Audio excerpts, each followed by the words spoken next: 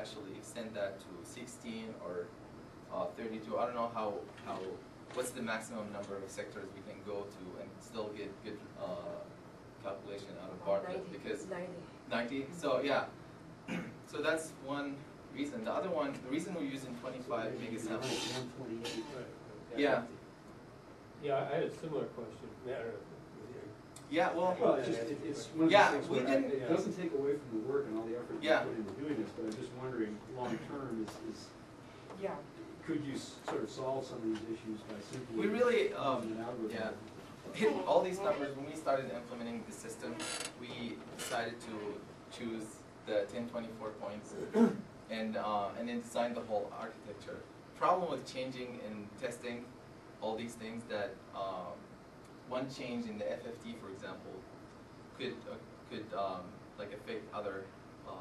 For example, if we decided to do just real FFT, then like the risk needs to be changed in the implementation. So it will take longer time. And the focus wasn't Bartlett.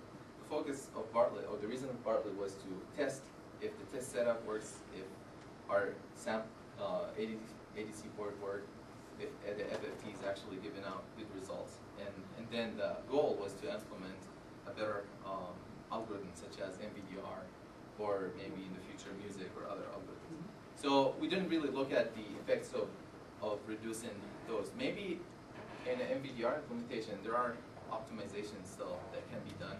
For example, like the 128 times could be reduced to lower number. It's just like kind of arbitrary. I picked something that I tested to work in MATLAB and went off that. I did a quick test to see like 32 would work or not, and I think like lower than 32, I start with discrepancy, but at 64, or I think like a little bit more than 32, it will be working and given correct estimate. Yeah, as I say, it's So, not being taken away from the effort you put in the thesis and so on. I'm just thinking.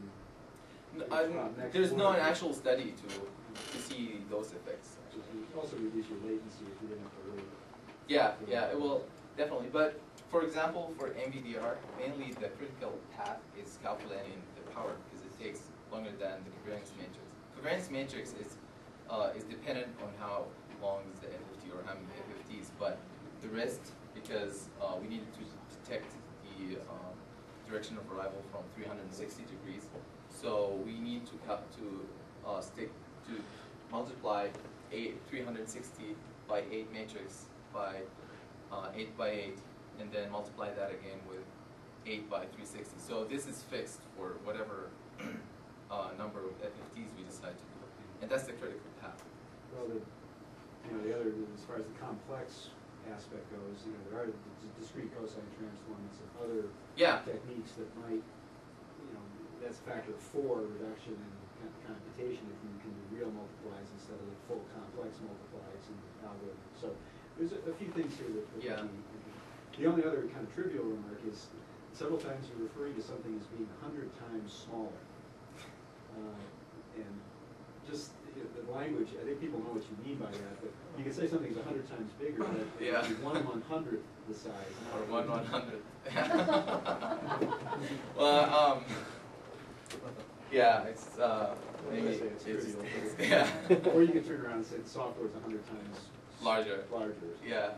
Yeah, the complex FFT and the 1024, if you look historically, go back when you were starting this, the complex FFT was required,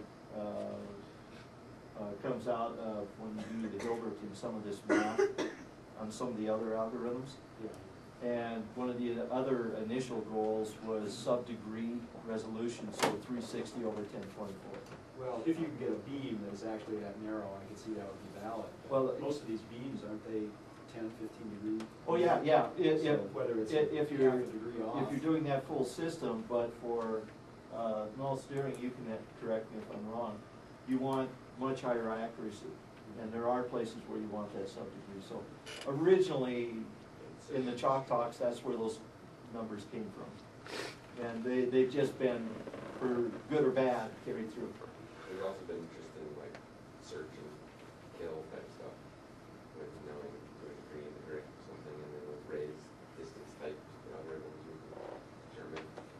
everything is. Yeah, and then I would, again, looking system-wide, then you have to now start talking about it, are your elements in your system all within that level of precision? And that's, you know, even the numerical accuracy starts becoming an issue when you only have 8 bits. And every butterfly in your stage, you lose a bit of accuracy. So when you're done doing your fixed point FFT, where you started out with 8 bits, after each of those butterflies, you're losing a bit. So you're down to like 3 bits of precision in the output, and now you're going to try to make an argument that you're getting sub-degree accuracy. I'm saying it's just fundamentally, so just a caution on the signal processing side. Good explanation, Rob. You just took one of my questions.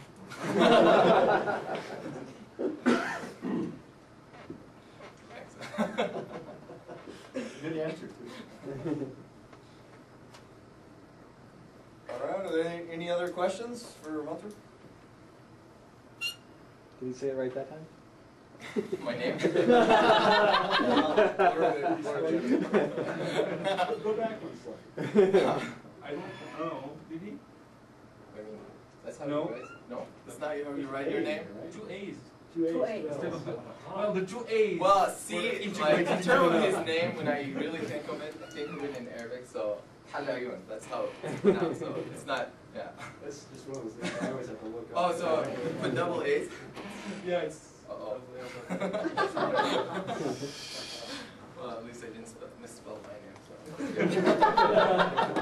That would be a problem. All right, thanks a lot, Gunther.